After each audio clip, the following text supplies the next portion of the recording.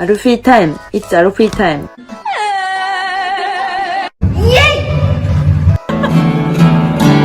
やったーやったー Yeah! Yeah! Yeah! Yeah! Yeah! Yeah!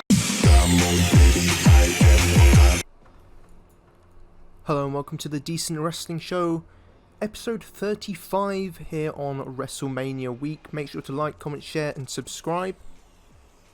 Check out my latest videos that I've done. I did post a Cameron Grimes MV, a Backlash 2005 retro review, and a Stevie Turner MV.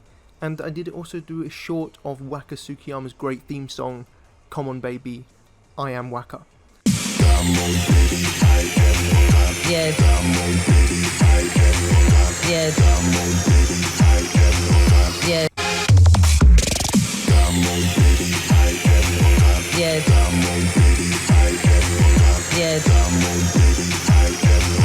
Yeah. That out of the way, let's get right into the show. NXT 2.0 and NXT UK. We open NXT with another great match, as Roderick Strong took on Solo Sikoa, with the winner being entered into the ladder match at Stand and Deliver. These two had a really nice back and forth match with very, very hard hitting. Mello was also great on commentary here, and they got a good amount of time. It was just a great way to open the show with a solid encounter, which I gave 3 3/4. In the end, Solo Sikoa picked up the win with the splash, and in another great performance from him.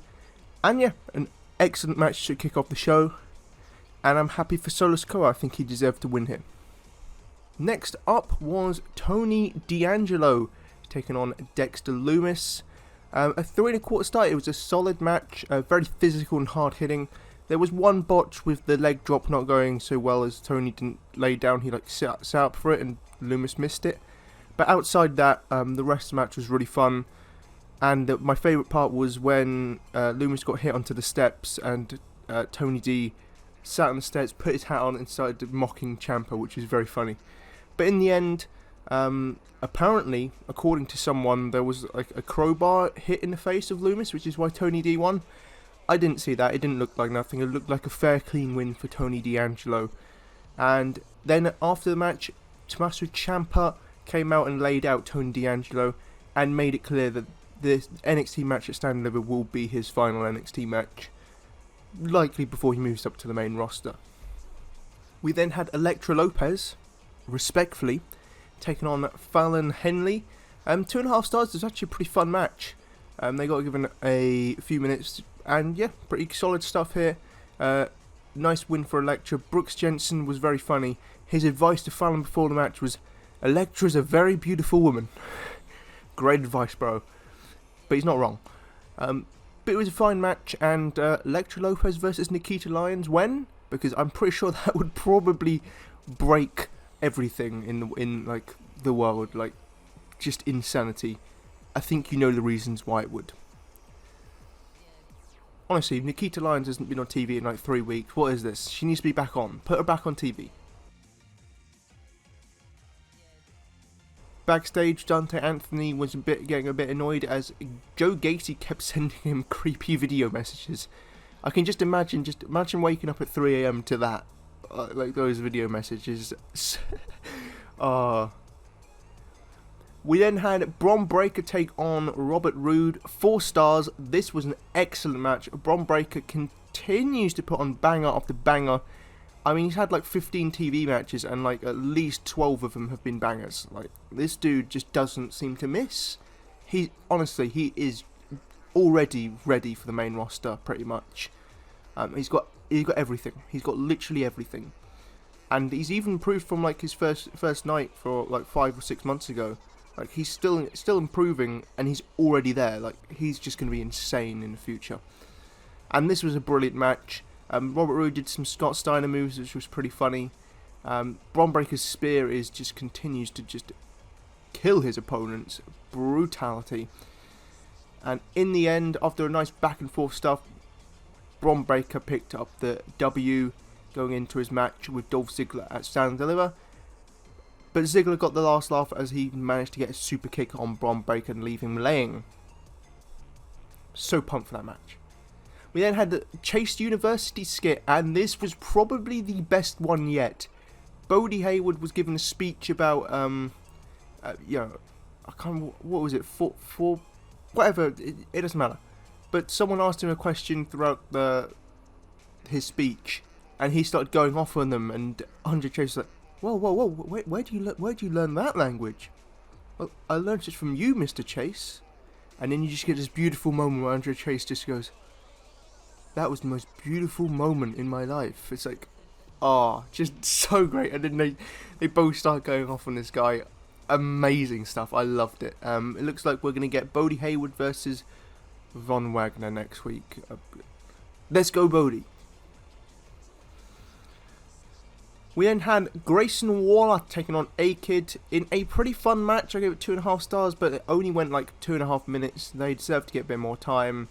I don't know what you could really cut out from the rest of the show.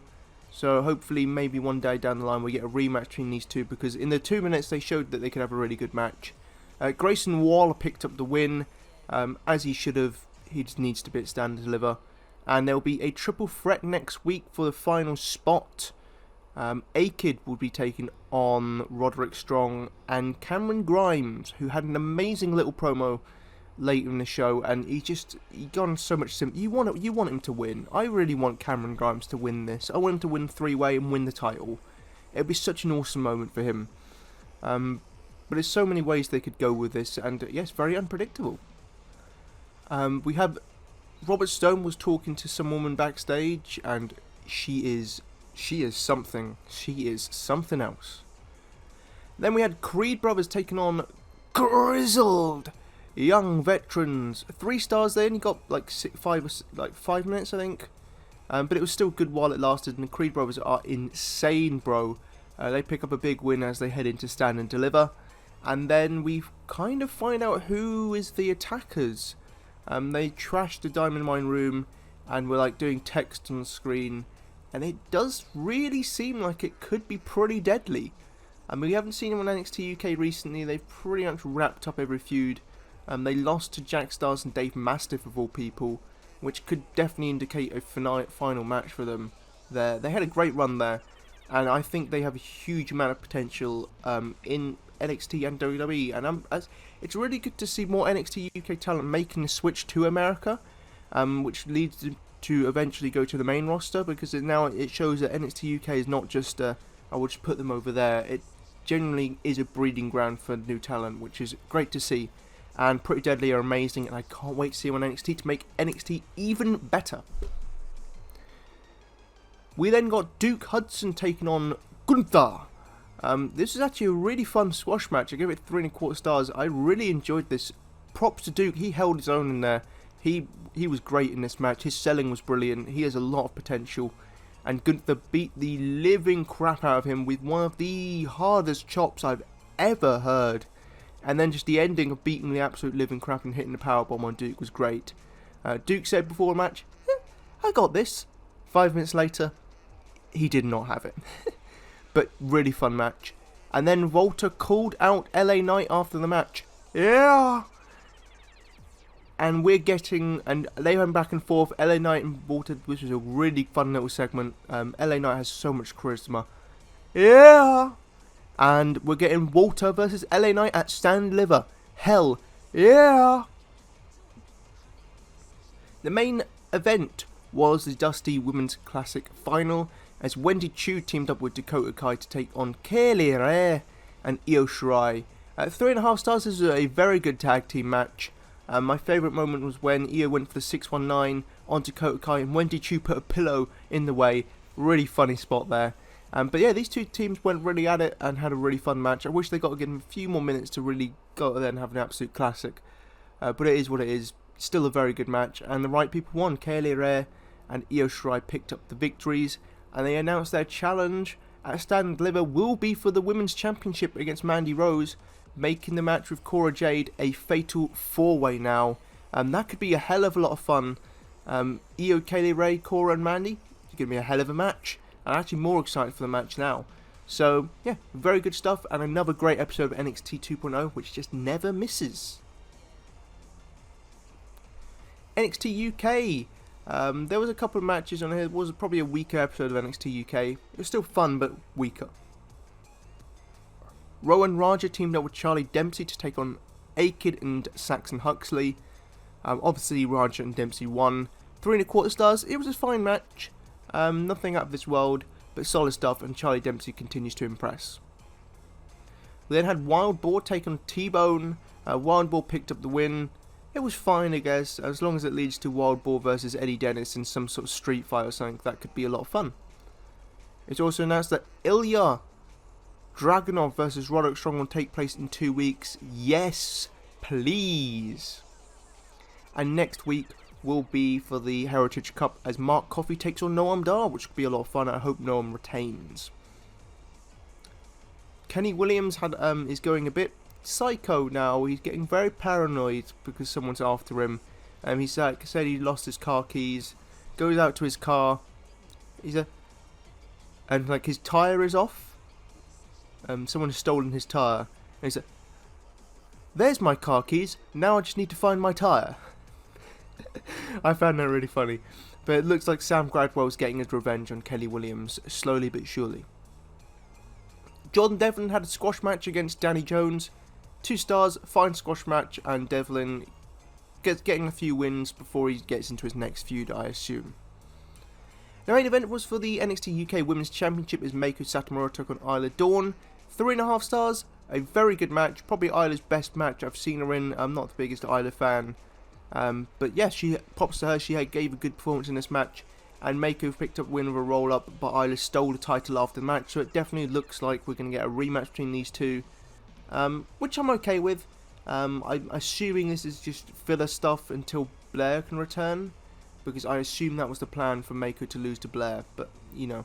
So everything after this I think is just booked on the fly until Blair returns, really. But as a fine spin-off arc for Meiko's title reign, I'm fine with it. Smackdown, aka the Tribal Chief Show. And we kicked off with a very funny segment as Lesnar was told that he can't attack Roman Reigns unless provoked, so he's going to do some provoking. He then entered Roman Reigns' locker room and sat down and smashed his table up with his legs. He broke the table, it was great. We then had Nakamura and Boogs come out, and again their entrance at WrestleMania is going to be epic. They took on Jimmy Uso, Nakamura did. 3 stars, a really fun opener. Nice near fall with the super kick on Nakamura, which I genuinely thought was the end, but it wasn't. Very good stuff, enjoyed that. Brock continued to be amazing as he was just mocking Roman Reigns and destroying his locker room. And then we had a great video package on bum-ass Baron Corbin and his road to success, to being Happy Corbin. Really great, well done video package, and yeah, Corbin doesn't get enough respect for how good he actually is.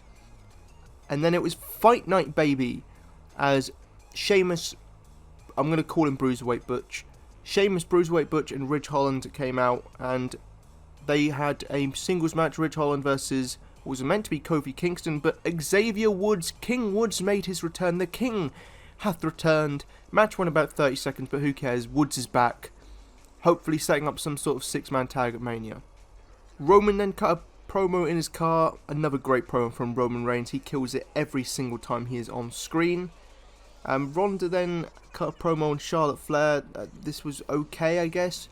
Ronda was much better as a silent killer than a speaker. Like, she has the intensity at the end of her promos, but for the rest of it, she's just like, she's not loud enough. Like, keep her silent, a few sentences here or there, and keep her a killer. That's where she's at her absolute peak. Brock Lesnar then destroyed a lamp backstage. That lamp had a family. We then had Ricochet taking on Angel Garza. It was way too short, and Angel Garza picked up the win after a distraction. We then had Ricochet versus Humberto Carrillo. It was a fun match. Humberto picked up the win, although it was by countout this time. I thought they were going to have a 3-way at Mania, but apparently that's going to take place next week. Then we had Austin Theory come out and hit Pat McAfee's headset off, and then he ran all the way to Vince's office like a scared little boy. That was a very funny segment. And then a Fatal 4-Way as Rhea took on Sasha, Baszler, and Selena Vega in a Fatal 4-Way. It was a very fun match, actually. I gave it 3 stars. It was a good match. Sasha picked up the win. She was the MVP of this match for sure. And I really want to see Rhea Ripley versus Sasha Banks in a singles match down the line, because that would be epic. It's also announced that we will see RK Bro take on the Usos on Monday Night Raw, which could be a lot of fun.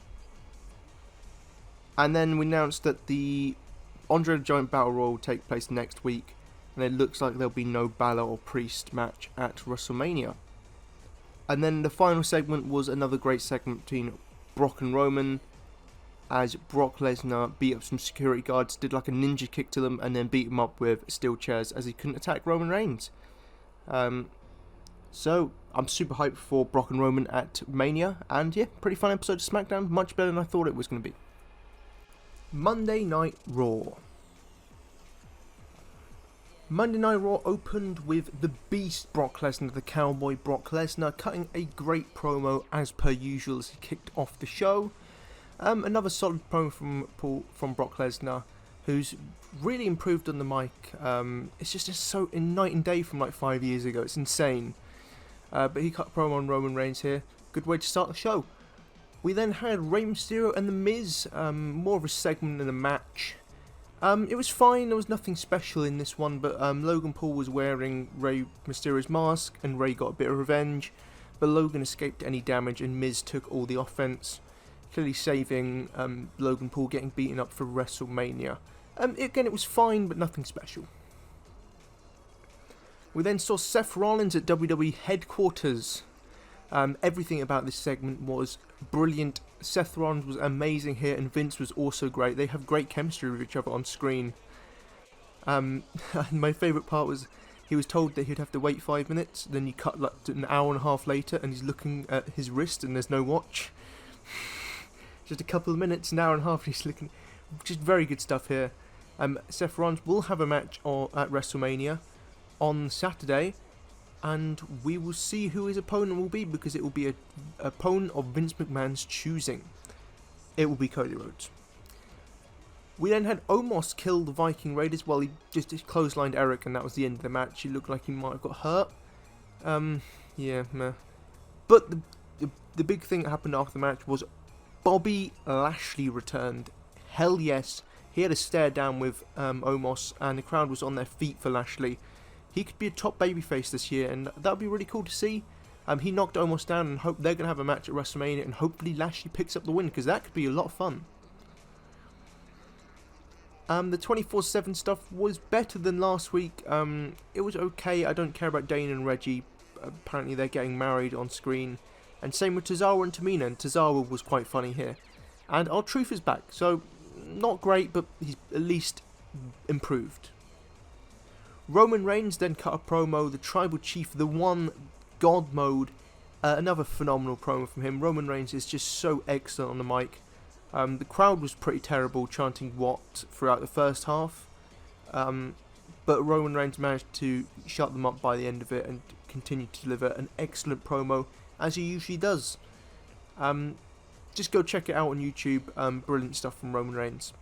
We then had an 8-woman tag involving everyone in the women's tag title scene. It was a fine match, nothing special.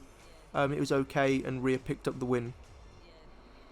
We then had a wonderfully done video package on Stone Cold Steve Austin and his career, followed up by a great promo from Kevin Owens. He talked about how, Steve is going to be on his show, not Stone Cold, because Stone Cold's been dead since 2003. Very good fire from Kevin Owens, and nice references to Stone Cold throughout it. Very good stuff. Then we could go to the complete opposite, which was Austin Theory taking on Ricochet, which sounds like a good match, but they got given 2 minutes and Theory won clean. Just give Ricochet a roll-up win through a distraction, like Pat comes on like the video screen or something. Or if you're going to have Ricochet lose, have Angel or Humberto distract him, at least something like that. But no, Ricochet just gets beaten in 2 minutes like a nobody. Disappointing and terrible stuff there. Drew McIntyre took on Madcap Moss and Happy Corbin. It was basically Drew and Moss again. At least it didn't go long, it went about a minute and a half. Drew picked up the win, of course, as expected, and then Corbin stole his sword, so at least the stealing sword was okay, but the match was just kind of there. Edge cut a promo, amazing stuff, as he usually does. He's just phenomenal. And then we got the main event, which was, before that, we got Bianca Belair returning. She cut another good promo on Becky Lynch, so happy to see Bianca back. And to be honest, her match with Becky should main event night 1 in my opinion. Becky tried to attack from behind, and Bianca saw it coming, but Becky had a chair and got the upper hand. She got some scissors and wanted to cut Bianca's ponytail off, but Bianca fought out and hit the KOD twice. She then cut Becky's hair as officials came run down to stop her, and it ended with Becky seething and promising to basically kill Bianca for what she did, and Bianca laughing. Great segment here. This probably is, outside of Roman and Reigns, the best built-up match on the show, so I'm very, very excited for this match and definitely should main event. The main event was Raw Tag Champs versus Smackdown Tag Champs as the Usos took on RK Bro. It was a good match, but again had a DQ finish as expected, and the brawl after was fun, but yeah. So Raw this week, I'm going to give it a 6 out of 10, because there was a lot of good stuff, and there was also a lot of weak stuff. I think the best way to explain it was the promos were all excellent. From Edge, Brock, Roman, Seth Rollins' promo against and in the whole Vince stuff, Bianca Belair, they were good promos. All of that, great. The problem was the matches.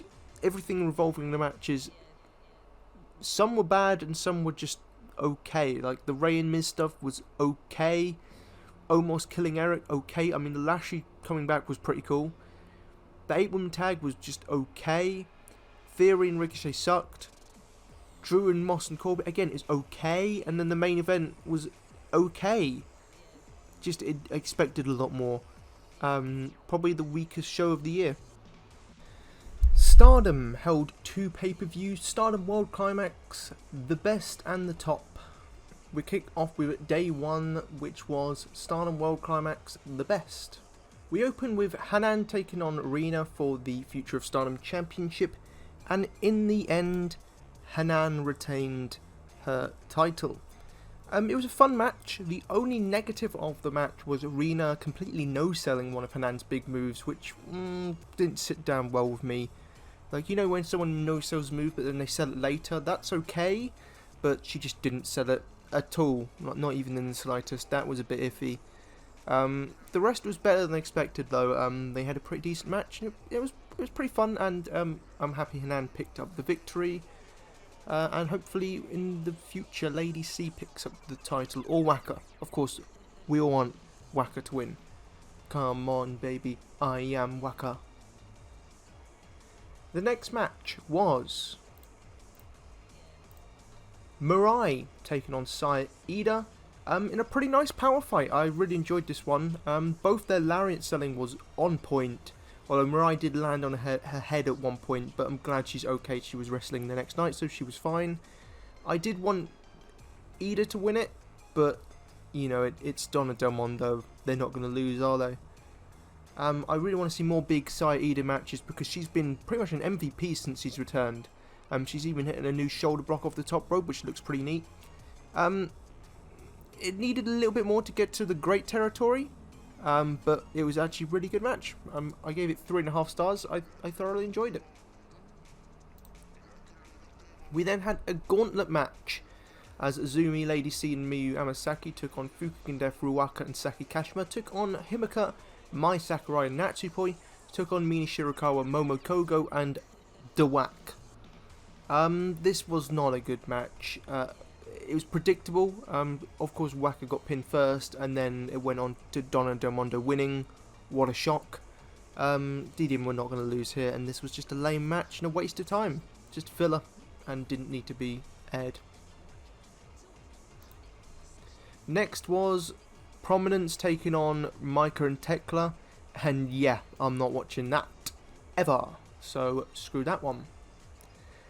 Goddess of Stardom title match was next as FWC Hazuki and Koguma defended against Black Desire, Momo Watanabe and Starlight Kid. This was a great tag match. I gave it 4 stars. The highlight of the match for me was the brilliant near fall from Koguma's roll up, but then there was also an OT interference and a great near fall from that. It was high action, high octane offense. They went all out. Felt like they packed a lot into a small amount of time, but the only downside was Oedo had to cheat to win as per, which I wasn't a huge fan of that finish, but overall still a great match. I'm not sure I really care about Momo and Kuto as a tag team, but I'm happy for Starlight Kid. The next match was the return of the Pirate Princess. Kairi made her return. Version 3 of Kairi. Version 1 was Kairi Hojo, version 2 was Kairi Sane, and now we just have Kairi. She made an epic grand entrance. I'm so happy to see her back in the ring. And she teamed here with Maya Iwatani to take on Tam Nakano and Inagi Sayaka. This was a great match. Again, I gave it 4 stars. It's so awesome to see Kairi back, and she didn't disappoint. She hasn't missed a step. Inagi held her own in there with the 3 of the best. She had a really great showing. So props to Inagi for holding her own in there and having a great match. This was exactly what it needed to be, and they went back and forth and had a terrific match. Definitely recommend checking this out and seeing Kairi back in action. The semi-main event was Sai Kamitani defending her belt against Utami Hayashishita. This match wasn't particularly great. I gave it 3.25 stars. It had some nice moments, but it went like 27 minutes, and it felt like it went like 50. It had some nice moments, but it just really dragged a lot in the middle, and the chemistry was a little off. There was quite a few botches in here. It did get quite good near the end, but overall I still think it was underwhelming. But thank goodness Kamitani won, because I didn't think she should be a transitional champion. But overall, a disappointing match. The main event was far from disappointing, as Julia took on Syuri for the red belt. Syuri had a bodyguard, and it is the debuting Ami Miura, although she has had her name changed. Now she's joined Stardom. Her new name is no longer Ami Miura. Her new name is now Ami Sourei. Her name means big and beautiful, and she's going to be part of Syuri's new unit. So that's really cool to hear. Syuri and Ami Siur, I've already forgotten their name. Gonna have to look it up again. Ami Sourei. Gonna have to get used to that, Ami Sourei. I preferred Ami Miura, but okay. This was a phenomenal match.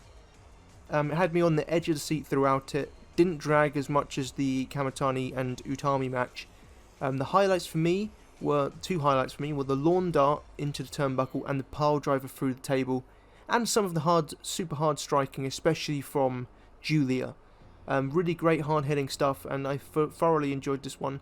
4.5 stars, and this was my match of the night, but not my match of the weekend. There was one match that picked it up better than this one, and we'll get onto that while we go into Stardom World Climax Tag 2, The Top. We open with the Future of Stardom Championship being defended as Hanan took on Mai Sakurai and defeated her. Thank goodness Mai Sakurai didn't pick up the win. Overall, I thought I wouldn't really pay much attention to this match. It wasn't bad, but it wasn't good. Then we had the Cinderella Rumble match, which took place. There was 27 participants announced, with more to be shown. That more ended up being Rina, and that's it. I didn't like that they came out in like pairs, or at 3 at one point. And it had some fun moments, but it was a clusterfuck. They said, as I said, there would be more entrants, but it just was Rina, so that was disappointing. I was sitting there waiting for a surprise, only to be let down. Mei Suruga won, which was pretty cool, but ultimately this match was a bit of a cluster and a letdown. The next match was Utami Hayashishita defeating Mirai, and again I gave it 3.25 stars. It was a fine match, a solid match, expected result. I did prefer Ida and Mirai on night 1, but still this was decent stuff. We then had Momo Watanabe taking on Hazuki. I gonna be honest, I didn't watch that one, so let's move on to Azumi, Koguma and Natsupoi. I gave this one 4 stars.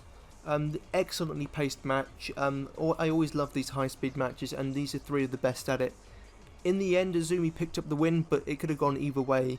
They had me always paying attention to what was happening on the screen, and yeah, pretty great match. I recommend this one.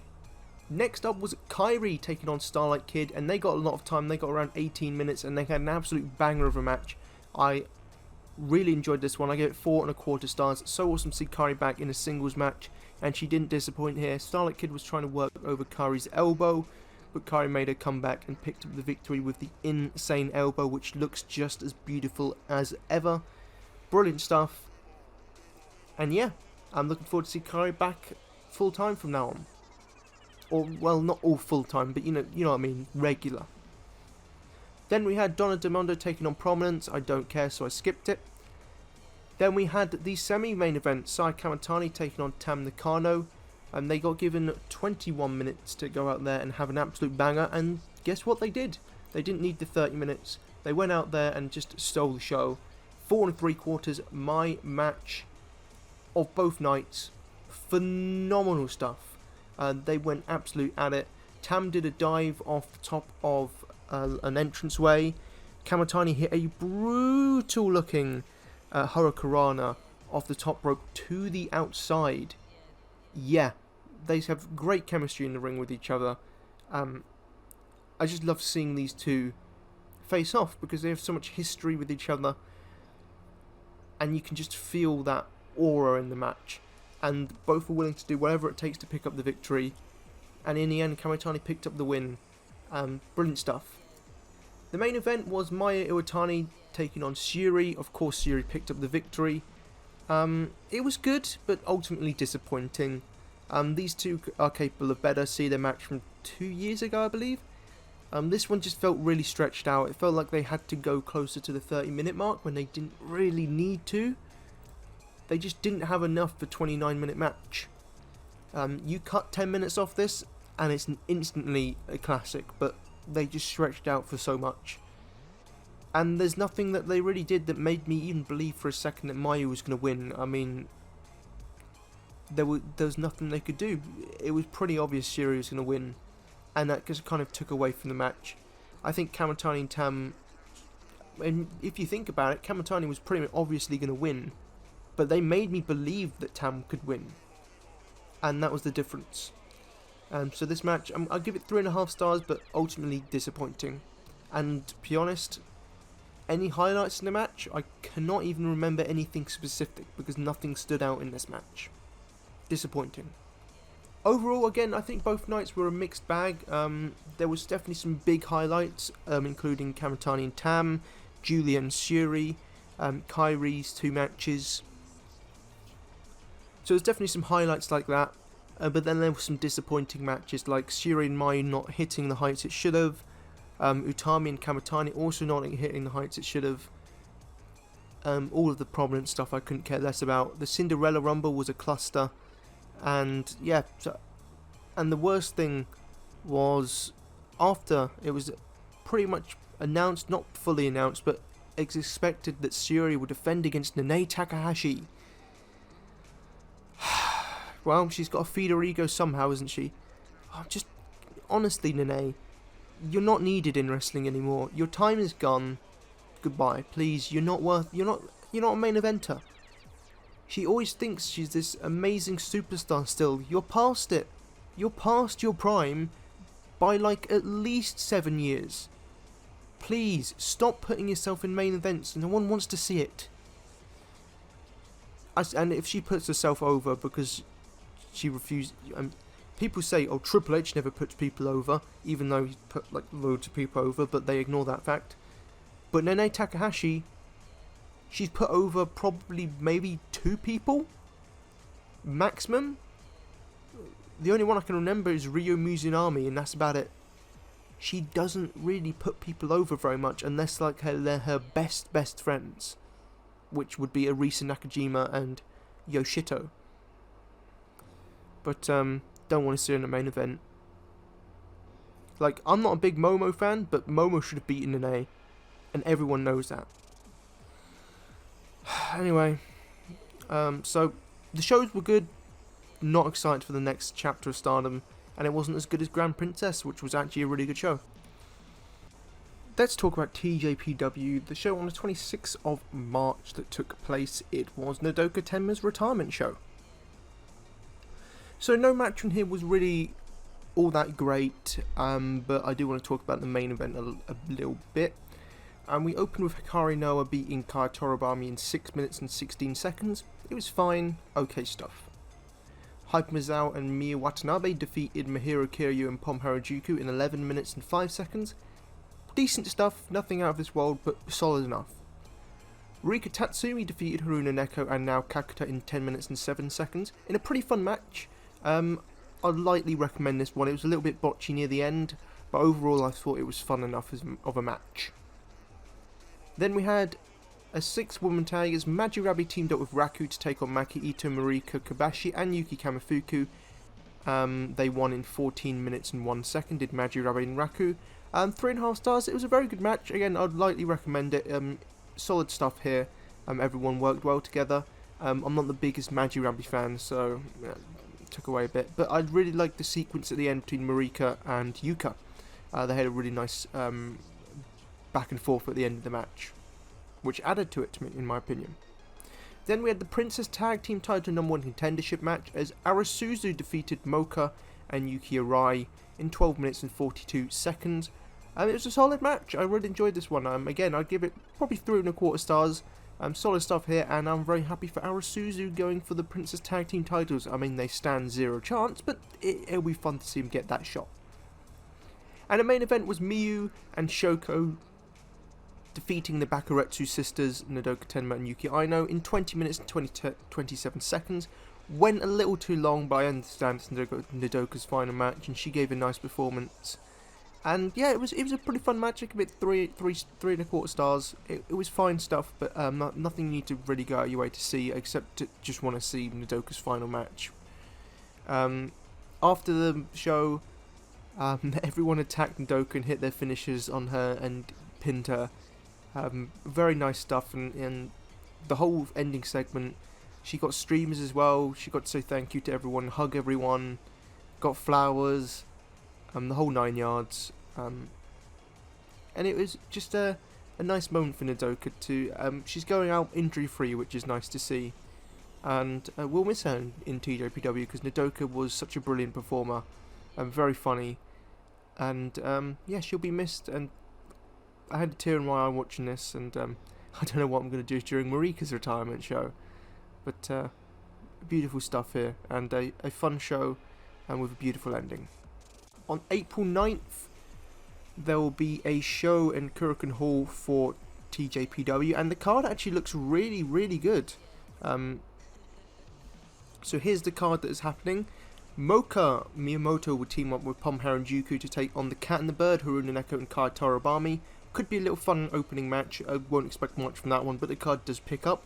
Hype Mizuho takes on Miyu Watanabe in the other filler match of the show. Again, it could be a fun match. Hopefully Miyu picks up the win. A big match here. Marika Kobashi takes on Raku. Best friends fighting each other. They're really good friends. They've been for years. They've been friends for. And so it's really nice that Marika gets to have a big singles match against Raku.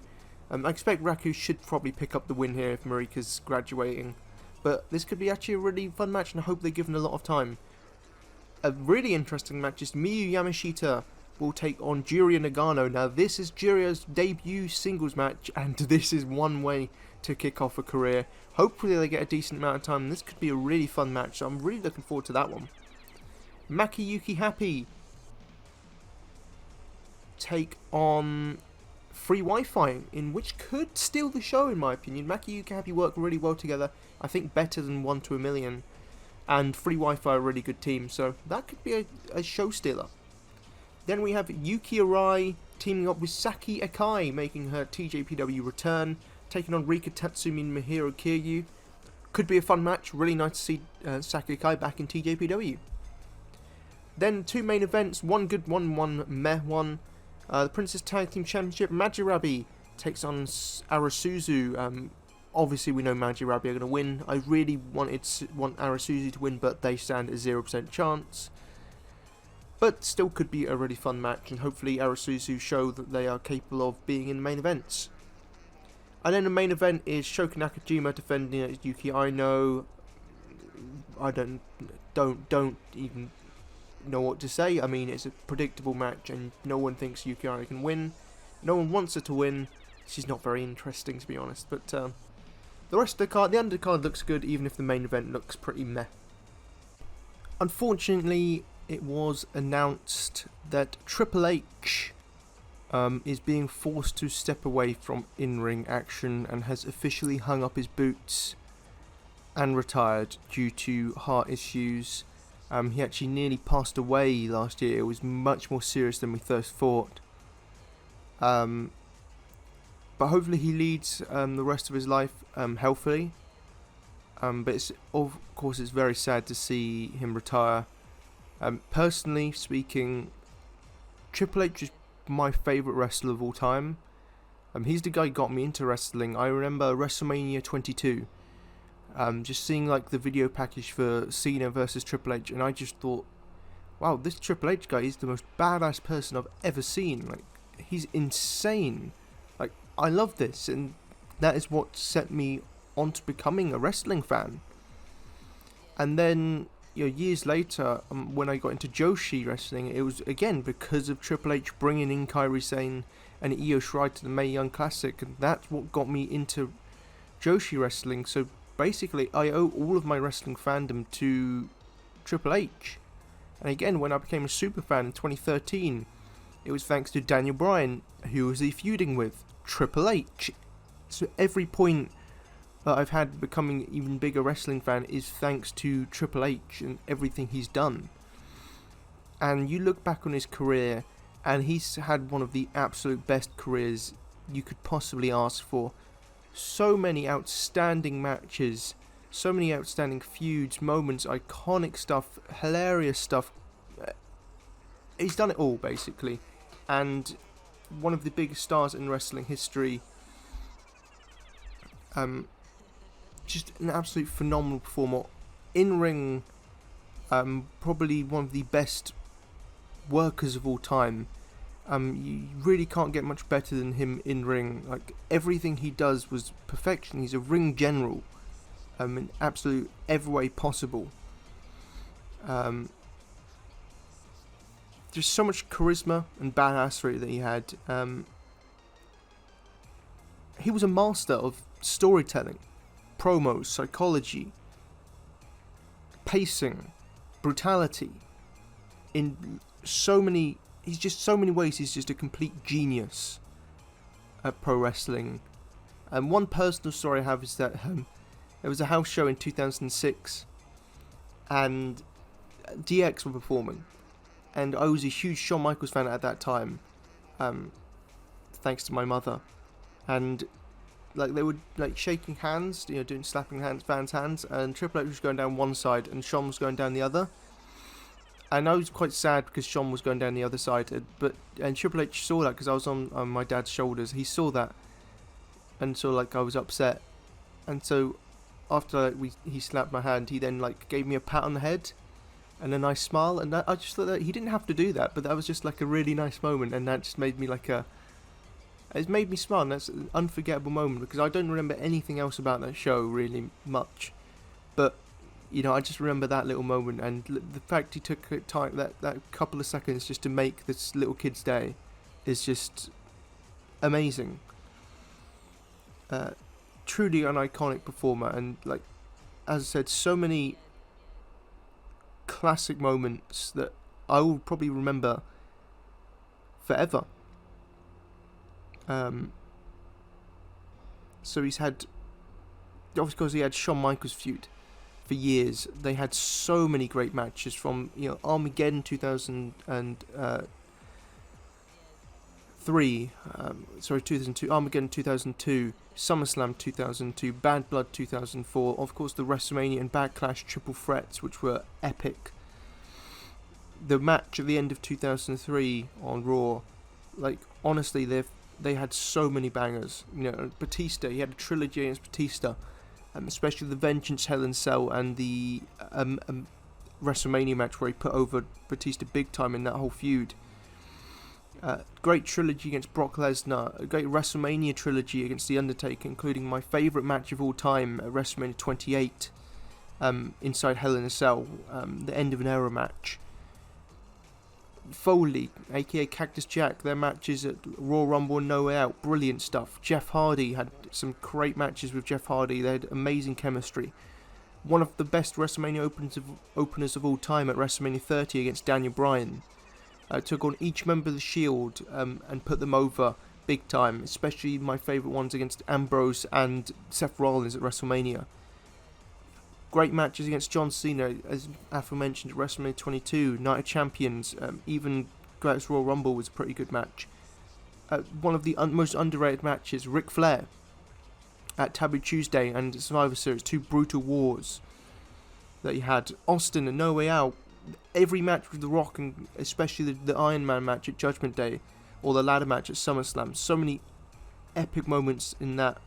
You know, Bad Blood 2003 against Kevin Nash, WrestleMania 35 against Batista, his final WrestleMania match, his last pay-per-view match was against Randy Orton, and they had a great match on quite a bad show, but he stole the show and had an absolute insane match with him. You just look back at all these matches that he's had, and like in these feuds and these moments, and the amount of stars that he's created. The work also he did with NXT, getting that off the ground and making that what it was. And you know, as I've said in the show before, I prefer NXT 2.0, but that's no disrespect to what Triple H did with NXT, and he made it a leading brand. And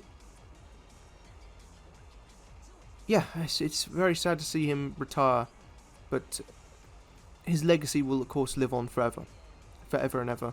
And I plan on making a full-on video on Triple H and why he's my favourite of all time, and a compilation of all of his best matches and best moments.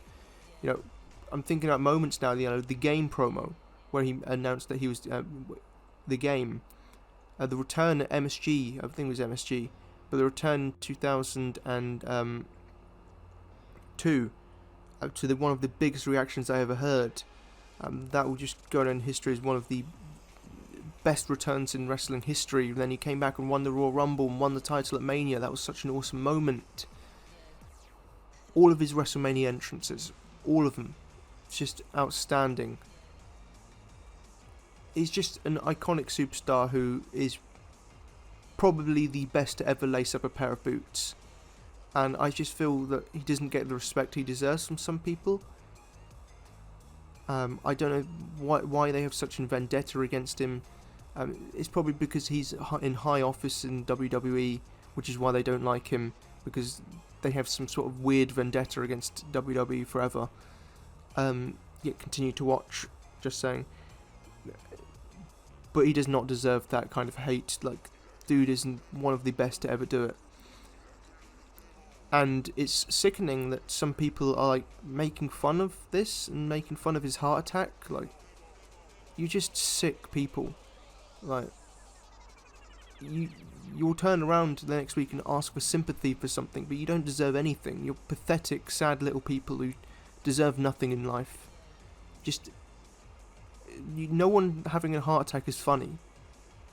It's just not. It's just, it sickens me that people think this way, because it's a very serious deal that he could have died there, and that wouldn't have been funny. But I guess because he didn't entertain me on TV, he deserves to die. Like, what kind of sick thinking is that? Like, these people are truly disgusting, horrible people. Ryback as well, absolute dickhead. Retire, mate. Do what your poll said and retire, because honestly, Triple H could accomplish more in one match than you accomplished in your entire pathetic life. Even if you had the chance to have 20 lives, he'd still accomplish more in one match than you did in all 20 of them, Ryback. So sit down and shut the fuck up, because you're fucking useless. You're a pathetic little twat who never ever accomplished anything in your career. No one will ever remember you because you are pathetic. You are the definition of disappointment. And when WWE released you, that was honestly the best decision they could ever make, because you were worthless to them. And were worthless to the wrestling industry. Piss off. Back to Triple H. Wishing him all the best in his health from going forward. It'll be sad to see him never perform again, but I'm blessed to have seen him perform live as DX. And thank you for every memory that you created, every moment that you created in the ring. And I hope we still get to see you on TV screens, because honestly, your promos are some of the best out there. I remember the one against Seth Rollins.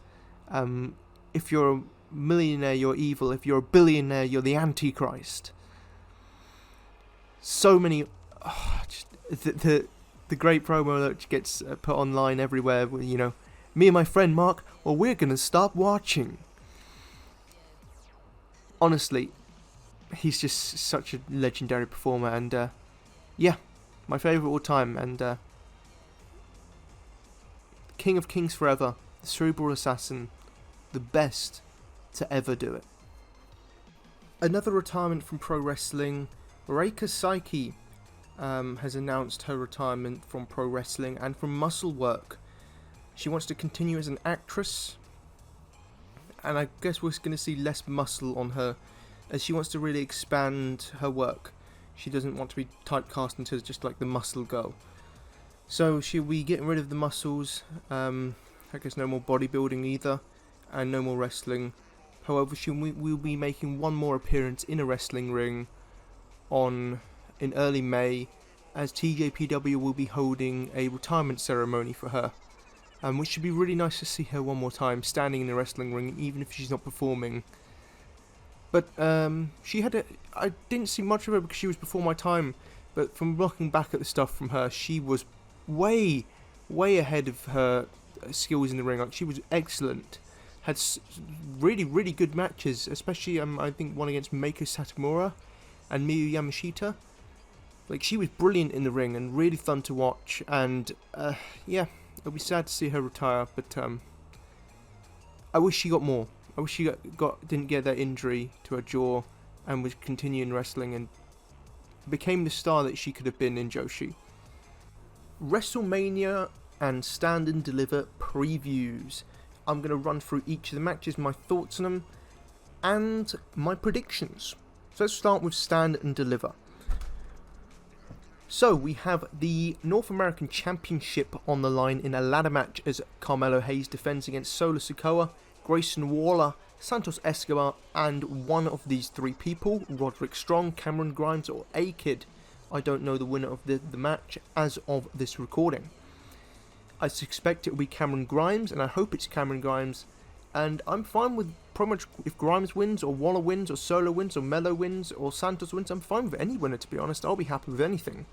As long as the match is good, I'm fine with everyone, but I'm going to be rooting mainly for Grayson Waller or Cameron Grimes. But it should be a hell of a match. I'm going to predict, though, that Grayson Waller picks up the victory. We then have Tommaso Ciampa taking on Tony D'Angelo, which should be a great match, and should be really be a passing of the torch towards Tony D from Ciampa in his final NXT match, assumedly. So I'm predicting and hoping Tony D'Angelo goes over in this match, and this could be a really good match. Speaking of really good matches, LA Knight, yeah, takes on Gunther.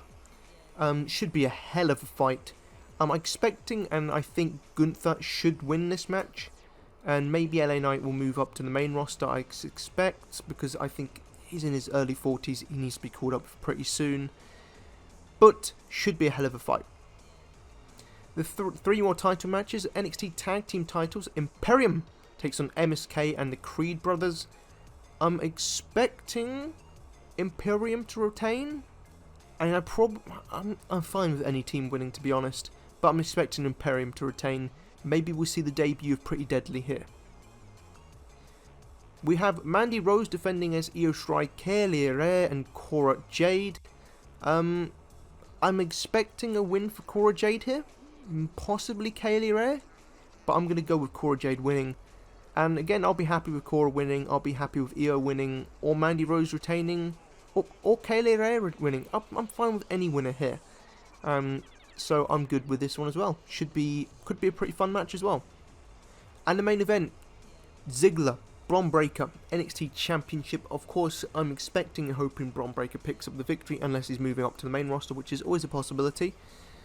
But I'm expecting Bron to get his big moment in front of however many fans are going to be there. And should be a really cool moment, and should be a hell of a match. Ziggler's probably going to bump his arse off and make Bron look like $1 million. So that could be a great main event. And could steal the weekend. Well, Edge and Styles are wrestling, so maybe not, but it could. WrestleMania 38. Let's get on to night 1. What's happening?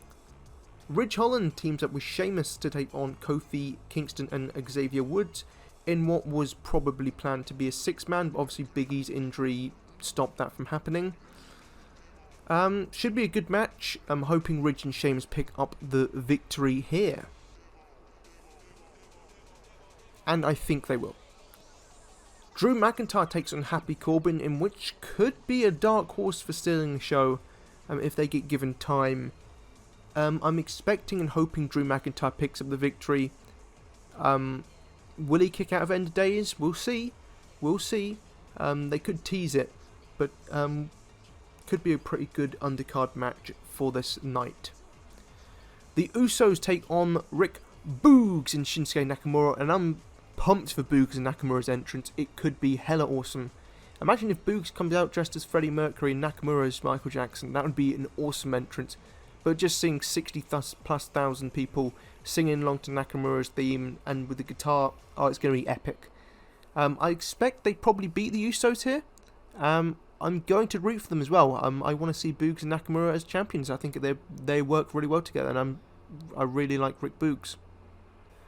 We'll have Logan Paul teaming with The Miz, taking on the Mysterios. I'm expecting Dominic to win, pinning Logan Paul, and then maybe he gets presented with a mask the next night. That's what I'm predicting, and I'm hoping, if Logan Paul and The Miz have to win, hopefully Miz picks up the pin, obviously. We'll see how Logan Paul does. Apparently he's been getting a lot of praise backstage, so who knows, it might be another Bad Bunny situation where we think the worst is going to happen and then they end up actually doing pretty well. I'll give props where props is due if he does well. The KO show with Stone Cold Steve Austin. I don't know if it's going to be a match or not, but it's going to be a very interesting segment. KO's going to kill it, and it's going to be so nice to see Stone Cold Steve Austin in the ring again. I hope they have a match on night 2. That would be pretty cool. Seth Rollins takes on a hand-picked opponent. Seth Rollins takes on Cody Rhodes. I'm expecting Cody to return here and win, probably. I hope he gets beaten in 30 seconds, though. But if anyone can get a good match out of Cody Rhodes, it's Seth frickin' Rollins. Because Seth Rollins is a miracle worker. But, who knows? It could be a shock surprise. It could be someone else. It could be Scott Steiner. Who knows? The 2 main events for night 1 is the Smackdown Women's Championship. Charlotte defending against Ronda Rousey. I'm expecting and hoping Ronda Rousey wins. I'm not sure how good the match is going to be. Charlotte is hit or miss. She can have absolute bangers if she's motivated too. Their last match against each other a few years ago was really good, so hopefully it's as good as that. And then my main event for night 1, Bianca Belair, Becky Lynch for the Raw Women's Championship. I'm expecting and hoping Bianca Belair wins. Whether it'll be hair versus hair or hair versus title, we'll see. I don't think it will be. I think that'll be saved for Backlash. But hopefully Bianca gets her big moment here in the spotlight, because she's an awesome performer and deserves all the praise. Night 2. The women's tag titles on the line as Zelina Vega and Carmella defending against Rhea Ripley and Liv Morgan, Naomi and Sasha Banks, and Shayna Baszler and Natalya. I actually wouldn't mind if Rhea and Liv won. I think they've been pretty good as a tag team. But I'm going to root for Zelina and Mella. But I'm predicting Naomi and Sasha to win because they probably like Naomi. I don't know how well the match is going to go. Could be pretty fun, but I expect it will probably get shortchanged. What will be fun is the Raw Tag Team title match, a 3-way match as RK Bro take on Street Profits and Alpha Academy. Could Orton turn on Riddle here? Possibly. I'm expecting though RK Bro to retain, and I'm going to predict they will retain. And I'm fine with any team, to be honest, winning. I like all 3 teams. Johnny Knoxville takes on Sami Zayn in an Anything Goes match. This could be hella fun, and I'm expecting Johnny Knoxville to win through some weird stuff. And I hope Sami Zayn wins though, but it could be a really fun match. We'll see. It's going to be very interesting. It's not going to be your normal wrestling match. Pat McAfee versus Austin Theory is one of the matches I'm most hyped for night 2. They've done a good job of building this one up, even if the Austin Theory Ricochet match was terrible. But just ignore that. Pat's been brilliant in the build up to this, and I'm excited to see him in the ring for the second time because his first match against Adam Cole was brilliant. He's a natural athlete, so we'll see how this goes. I'm expecting Austin Theory to win, maybe? I'm not entirely sure. It could go either way. I'm going to be rooting for Pat though, even though realistically Austin Theory should win. Omos takes on Bobby Lashley in 2 big men slapping meet. I'm hoping and praying Bobby Lashley wins, but I'm expecting Omos to win. But Lashley should win and be pushed as a big babyface this year. He's done it, shown he can do it as a big heel. Now he needs to show he can do it as a top babyface. Edge takes on AJ Styles in probably the most anticipated match other than the main event of night 2. This is going to be a barn burner if they're given a lot of time. Hopefully they are. And I'm predicting Edge to win. I expect Edge will win. I don't think he should lose his first match as this character. It kind of would kill it a little bit. But I would understand wanting AJ Styles to win. So I'm torn on it, and I think it could go either way. But I'm just going to go with Edge to win. And I kind of want Edge to win as well. The main event, the most anticipated match, is Brock Lesnar versus Roman Reigns. Winner takes all. This is going to be a war. Could be blood, maybe. If there's going to be blood, it should only be in this match. And again, I'm not sure who's going to win. I'm going to go with Roman Reigns winning and holding both belts over his head. I'm going to go with Roman Reigns winning, and I want Roman Reigns to win because he is our tribal chief. But yeah, WrestleMania week, I'm excited for it, and it could be some fun shows. Thank you for listening to the Decent Wrestling Show, and make sure to leave a comment if you listened all the way through. Take care, and arrivederci.